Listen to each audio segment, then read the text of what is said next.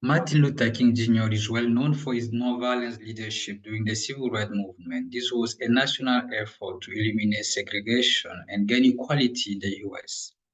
King advocated the method of nonviolent civil disobedience for social change. He also proposes a theory of nonviolent leadership for social progress. In my thesis, I will argue that Martin Luther King nonviolent leadership based on love and integrity is effective to address the current political crisis in Congo.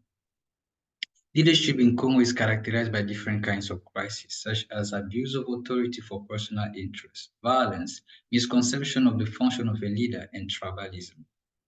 Since Congo's independence in the 60s, most politicians seek power to become rich but not to serve their fellow citizens. Instead of working for social justice and human dignity, they are seeking their own interests through violence, corruption, and tribalism. As a result, despite living in a country rich in natural resources, Congolese unfortunately are also living in poor conditions in which their freedom and dignity are denied. Congo's strategy is a direct consequence of a misconception of leadership. The history of Congo includes many opposition parties that claim they will end corruption and achieve justice, yet they consistently fail to live up to these ideals.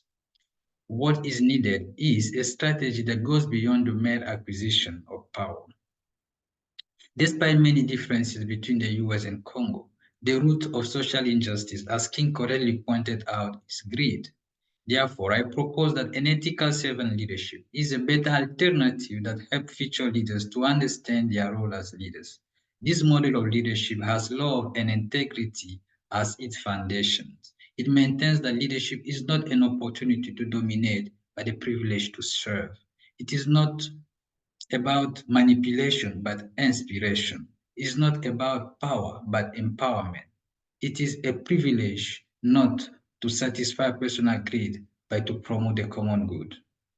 King saw that nonviolent civil disobedience was a strategy not only to reform existing power structures, but also to nurture and develop a strong commitment to justice.